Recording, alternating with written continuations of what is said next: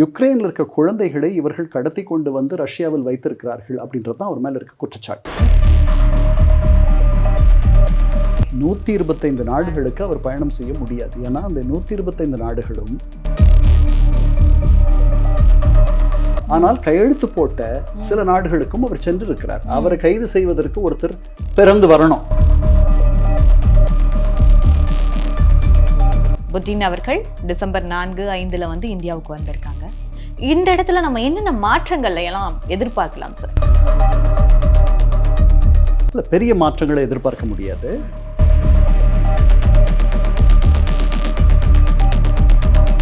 அதை விட பெரிய சலுகை என்னன்னா, நாம ரூபாயிலேயே அந்த பொருளை வாங்குறோம். இந்த கடந்த ஒரு மாதமா அமெரிக்க அதிபர் நம்ம மேல ரொம்ப இந்த காரணத்தினால கோபமா இருக்காருன்றதுனால அவர்களுடைய சட்ட திட்டங்களே நாம் அங்க போய் எளிமையா போய் இலகுவா போய் வேலை செய்யறதுக்கெல்லாம் வாய்ப்பில்லாத ஒரு நிலை இருந்துச்சு.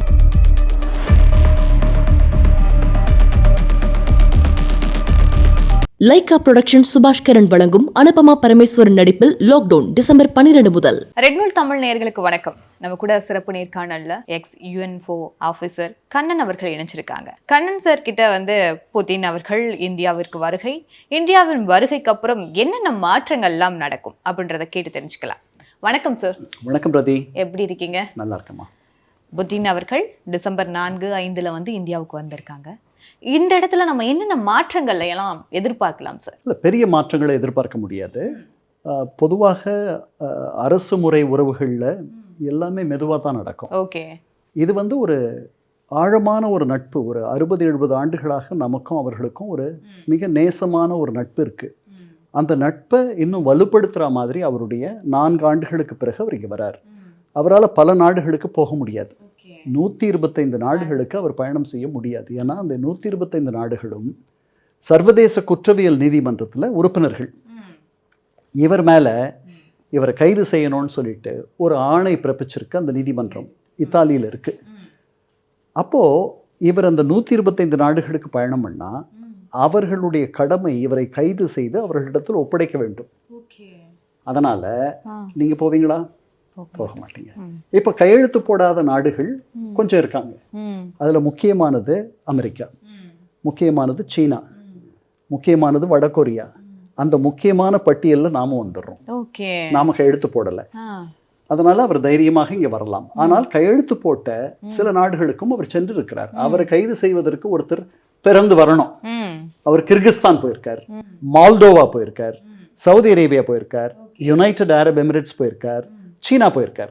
சமீபத்தில் நம்ம பார்த்தோம் சீனாவில் அவர், அதற்கு பிறகு நம்ம பிரதமர், இவங்க 3 பேரும் ஒன்றாக சந்திப்பதை நீங்கள் பார்த்திருப்பீர்கள். நம்ம பார்த்தோம் ஒரு 2-3 மாதங்களுக்கு முன்பாக. அதனால இந்த வருகை அந்த காரணங்களால், அதாவது எப்படி ஒரு ஒரு ஒரு மரத்தையோ அல்லது ஒரு செடியையோ தொடர்ந்து நீரூற்றி அதை காப்பாற்ற வேண்டுமோ அதே மாதிரி தான் இரு நாடுகளுக்கு இடையேயான உறவையும் மனிதர்களுக்கிடையேயான உறவையும் தொடர்ந்து நாம் நர்ச்சர் பண்ணணும். அதை வந்து தொடர்ந்து கவனிச்சுக்கிட்டே இருக்கணும். அதை வந்து வலுப்படுத்திக்கிட்டே இருக்கணும். அதுக்கு தேவையான போது நீர் பாய்ச்சணும், உரம் போடணும். அது மாதிரி இந்த உறவு நமக்கும் அவங்களுக்கும் நாம் விடுதலை பெற்ற பிறகு அவர்கள் நம்மோடு, குறிப்பாக பங்களாதேஷ் பிரிவினையின் போது நமக்கு பெரிய உறுதுணையா இருந்தவர்கள். அவர்கள் முன்பிருந்த ஒரு வலு அவர்களுக்கு இல்லை. அவங்க வந்து 15 நாடுகளா மாறிட்டாங்க. இன்னைக்கு அதுல ரஷ்யா பெரிய நாடு. ஆனால் சோவியத் யூனியனுக்கு இருந்த ஒரு வல்லரசு அப்படின்ற ஒரு நிலை அதற்கு இல்லை. அதனால நாம இந்த உறவை அவர்களோட தொடர்ந்து பேணுறதுக்கு அவர்களுக்கும் இந்த உறவின் மீது ஒரு பெரிய பற்று இருக்கு. இதுல முக்கியமானது என்னன்னா, நாம அவர்கள்ட்ட இருந்து அதிகமாக எண்ணெய் வாங்குற 2வது பெரிய நாடு. நாம ஒரு 40 நாடுகள்ட்ட இருந்து எண்ணெய் வாங்குறோம். ஆனா நம்ம வாங்கக்கூடிய எண்ணெயில 3ல் 1 பங்கு இந்த 3 வருஷங்களா, இந்த யுக்ரைன் போர் தொடங்கின பிறகு அவங்க கிட்ட இருந்து வாங்குறோம். அதுல என்ன பெரிய விசேஷம் அப்படின்னா, அவர்கள் மீது நிறைய பொருளாதார தடைகள் இருக்கு. அங்கிருந்து நம்ம வாங்க முடியாது. அவர்கள் அதனால் என்ன பண்ணுறாங்க, நமக்கு சலுகை விலையில், பெரிய சலுகை விலையில் முதல்ல கொடுத்துட்டு இருந்தாங்க. இப்போவும் இன்னும் கொஞ்சம் சலுகையில் கொடுக்குறாங்க. அதை விட பெரிய சலுகை என்னன்னா நாம ரூபாயிலேயே அந்த பொருளை வாங்குறோம். நமக்கு ஹார்ட் கரன்சி தேவையில்லை, டாலர் பணம் தேவையில்லை அவர்களுக்கு கொடுத்து வாங்குறதுக்கு. அதே மாதிரி அவர்களும் நம்ம கிட்ட ரூபல் கொடுத்து நம்ம கிட்ட பரிவர்த்தனை பண்ணிக்கிறாங்க. நாம ஒரு 68-70 பில்லியன் டாலர் அளவுக்கு நம்ம 2 பேருக்கும் வர்த்தக உறவு இன்னைக்கு இருக்கு. இதை வந்து இன்னும் ஒரு 5 ஆண்டுகள்ல 100 பில்லியன் டாலர் அளவுக்கு கொண்டு போகணும்ன்றது இந்த வருகையின் போது 2 பேரும் யோசித்திருக்கிற ஒரு இலக்கு. இது ஒரு பக்கம். அப்புறம் கூடங்குளம் அணுமின் நிலையம் இருக்கு இல்லையா, அது அவர்களுடைய தொழில்நுட்பத்தோடு அவர்கள் கட்டி தந்தது. அது இன்னும் முழுமையா பயன்பாட்டுக்கு வரல. அது ஒரு பகுதி தான் இப்ப செயல்படுது. அதுல மொத்தம் 6 யூனிட். ஒரு யூனிட்ல 1000 மெகாவாட் சக்தி தயார் பண்ணலாம். இப்ப 2 யூனிட் தான் செயல்ல இருக்கு. இப்போ 2000 மெகாவாட் தான் வந்துட்டு இருக்கு. 2027க்குள்ள இன்னும் 4 யூனிட்டும் பயன்பாட்டுக்கு செயல்பாட்டுக்கு வரணும் அப்படின்ற அதை வந்து கொஞ்சம் துரிதப்படுத்துறதுக்கான வேலையும் இது. இது தவிர ராணுவ ரீதியாக நம்ம S-400ன்னு சொல்லிட்டு வான் பாதுகாப்பு அமைப்புகளை நம்ம வச்சிருந்தோம். அவங்க கிட்ட இருந்து வாங்கியிருக்கோம் அந்த S-400. இன்னும் சிலது அவர்கள் நமக்கு தரணும். அது தாமதமாகுது. ஏன் தாமதமாகுதுன்னா அவர்கள் அங்க ஒரு போர் பண்ணிட்டு இருக்காங்க. அதனால அவர்களால நேரம் எடுத்து நமக்கு வேண்டிய பொருட்களை வேகமாக உருவாக்கி சொன்ன நேரத்துக்குள்ள கொடுக்கறதுக்கு அவங்களால முடியல. அதை துரிதப்படுத்தணும்னு நம்ம நினைச்சிருக்கோம். அது இருக்கு. இது தவிர Su-57ன்னு சொல்லிட்டு ஒரு 5ஆம் தலைமுறை விமான தாக்குதல் விமானம், ஃபைட்டர் ஜெட். அந்த ஃபைட்டர் ஜெட் F-35 அமெரிக்காவில் இருக்க ஃபைட்டர் ஜெட்டுக்கு சமமானது. அதை இவர்கள் தொழில்நுட்பத்தையும் சேர்த்து தருவதற்கு நமக்கு தயாராக இருப்பதாக நாம் அறிகிறோம். அதை நம்ம இப்ப வாங்குவோம்னு நம்ம நினைச்சோம், அந்த அறிவிப்பு வரும்னு நினைச்சோம், அது வரல. ஏன்? அப்புறம் அதே மாதிரி தொடர்ந்து நம்ம எண்ணெய் வாங்குவோமா? ஏன்னா அவர் சொல்லியிருக்காரு தடையில்லாமல் எண்ணெய் வரத்து உங்களுக்கு கிடைக்கும்னு சொல்லியிருக்காரு. அவர் நம்ம வாங்கணும்னு நினைக்கிறார். ஏன்னா அவர்கிட்ட இருந்து இப்போ நிறைய பேர் வாங்கல, அவருடைய சந்தை சுருங்கிடுச்சு.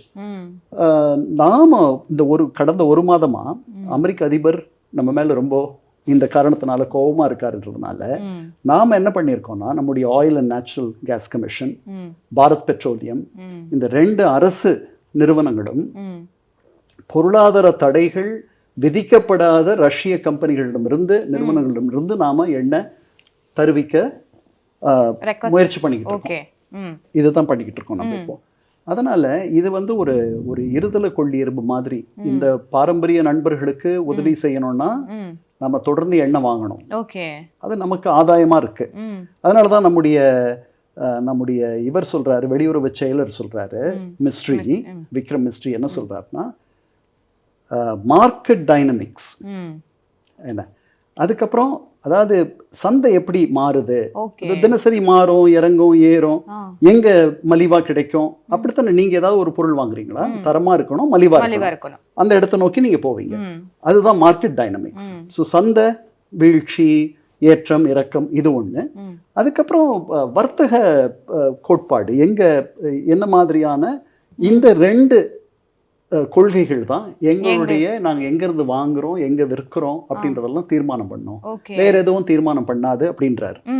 என்ன சந்தை டைனமிக்ஸ் அவர் சொல்றது, ஒருவேளை அதிபர் ட்ரம்ப் நம்ம அங்க வாங்கக்கூடாதுன்னு சொல்றாரு, அதை அப்படி மறைமுகமா சொல்றாரான்னு எனக்கு தெரியல. அதனால பொறுத்திருந்து தான் பார்க்கணும்.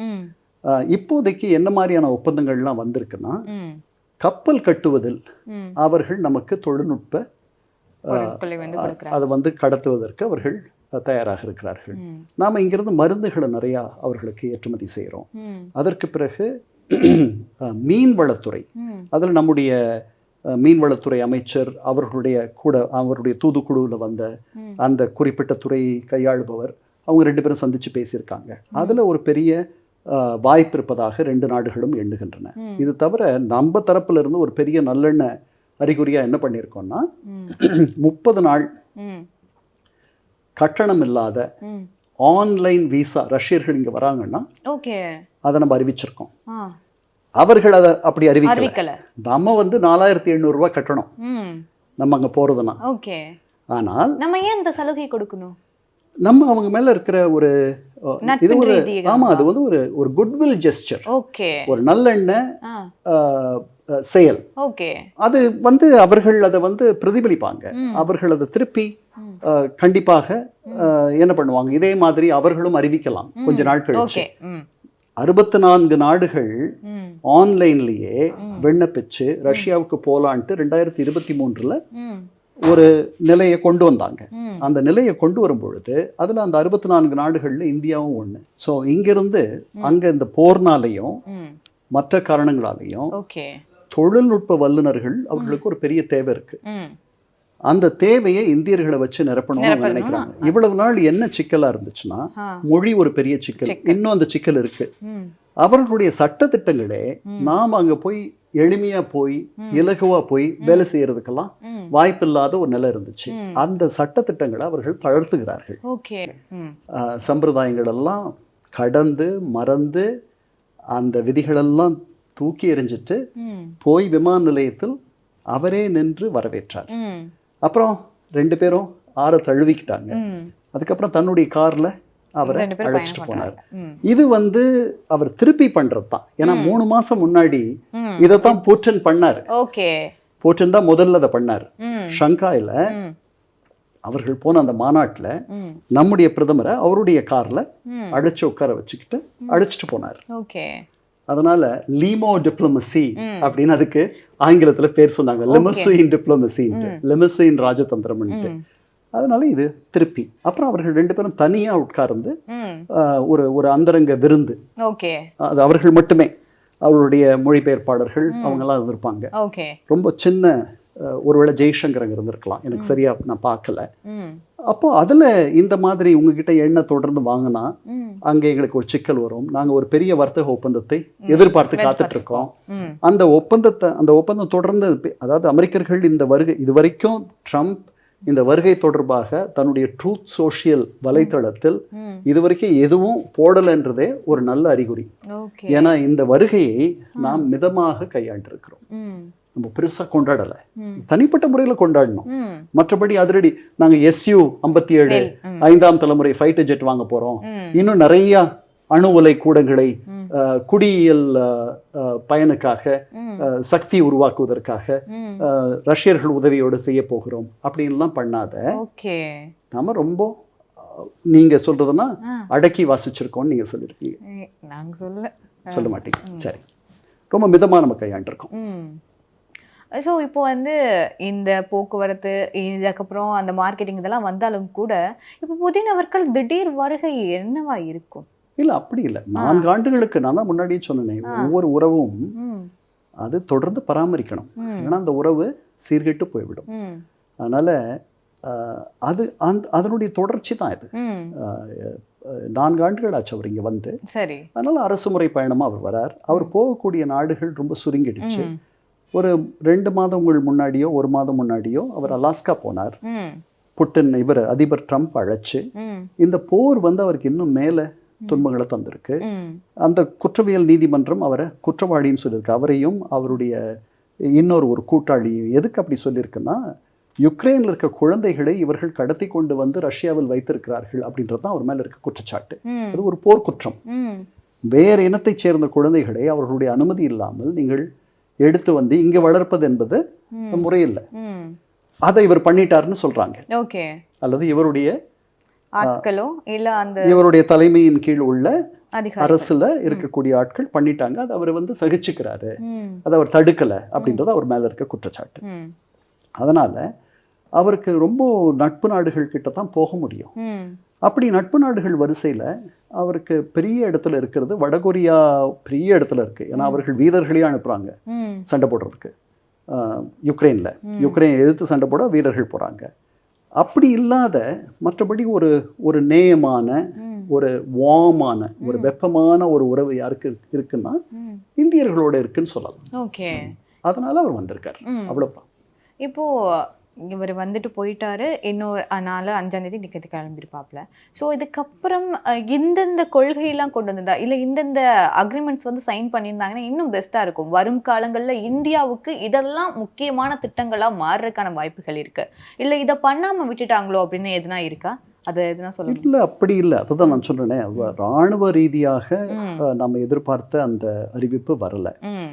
அந்த SU-57 அது மெதுவாக வரலாம், இந்த வர்த்தக ஒப்பந்தம் வந்த பிறகு வரலாம். ஏன்னா நம்ம வாங்குற இராணுவ தளவாடங்கள்ல 36% நாம ரஷ்யா கிட்ட இருந்தா வாங்குறோம். ஓகே. உலகத்திலேயே அதிகமாக யுக்ரைனுக்கு அடுத்து ஆயுதங்களையும் தளவாடங்களையும் வாங்குகின்ற நாடு இந்தியா. அதனால நாம வந்து ஒரு மிகப்பெரிய ஒரு பையர், ஓகே, வாங்கும் திறன் பெற்ற ஒரு பெரிய நாடு. அதனால நமக்கு ஆயுதங்களை விற்பதற்கு பெரிய போட்டி இருக்கு. ஆனா நமக்கு என்னன்னா, நாம சொந்தமா தன்னிறைவை நோக்கி ஆத்ம நிர்பார்னு சொல்லியிருக்கார் இல்லையா பிரதமர், அதை நோக்கி நம்ம நகரணும் அப்படின்னா நமக்கு அந்த ஆயுதங்கள் வாங்குவது மட்டும் பெருசு இல்லை. அந்த ஆயுதங்களை எப்படி நாமே உருவாக்குறது, நாமே அதை இப்ப மாருதி சுசுகி மட்டும் இங்க வந்திருந்ததுன்னா அவர்கள் தயார் பண்ணுவார்கள், அந்த தொழில்நுட்பம் நமக்கு வந்திருக்காது. இப்ப இங்க தயாராகிற மாருதி சுசுகி எடுத்துக்கிட்டிங்கன்னா இப்போ ஏறக்குறைய பல பெரும்பான்மையான பாகங்கள் இந்தியாவிலேயே தயார் செய்யப்படும் பாகங்கள். இது வந்து தொழில்நுட்பத்தையும் நமக்கு கடத்தியிருக்காங்க. ஓகே. ஸோ டெக்னாலஜி டிரான்ஸ்ஃபர் அப்படி தரக்கூடிய இடத்துல ரஷ்யர்கள் இருக்கிறார்கள். அமெரிக்கர்கள் தயக்கம் காட்டுகிறார்கள். இப்போ அவர்கள் அந்த மாதிரி நமக்கு தொழில்நுட்பத்தை கடத்தினதுனால நாம செஞ்ச ஏவுகணை தான் பிரம்மோஸ். ஓகே. போன பாகிஸ்தானோட நடந்த போர்ல பிரம்மோஸ் மிசைல்னு சொல்லிட்டு நீங்க படிச்சிருப்பீங்க. அது அவர்களுடைய தொழில்நுட்பம். 2022 இருந்து நாம் அதை தயார் பண்றோம். அதுல 60% நம்முடைய இந்திய பாகங்களை நாமே உருவாக்கி தயார் செய்து பொருத்தி பண்றோம். அதை 100% எட்டுறதுக்கு நாளாகும். இதே மாதிரி தான் அங்கிருந்து வாங்குற மிக உயர்ந்த கனரக வாகனங்களாகட்டும் அல்லது ஆயுதங்களாகட்டும் தளவாடங்களாகட்டும் அதனுடைய தொழில்நுட்பமும் நமக்கு வேண்டும்னு நினைக்கிறோம். ஓகே. அவர்கள் அதை தர தயாரா இருக்காங்க. பிரான்ஸ்ல இருந்து ரஃபேல் வாங்குறோம். பிரான்ஸ் நம்முடைய 2ஆவதா நம்ம அதிகமாக ஆயுதங்கள் வாங்குகின்ற ஒரு நாடு. 3ஆவது இடத்துல தான் அமெரிக்கர்கள் இருக்காங்க. அப்புறம் நாம அங்க ரஷ்யாவில் இன்னொரு தூதரகத்தை திறக்க போறோம்.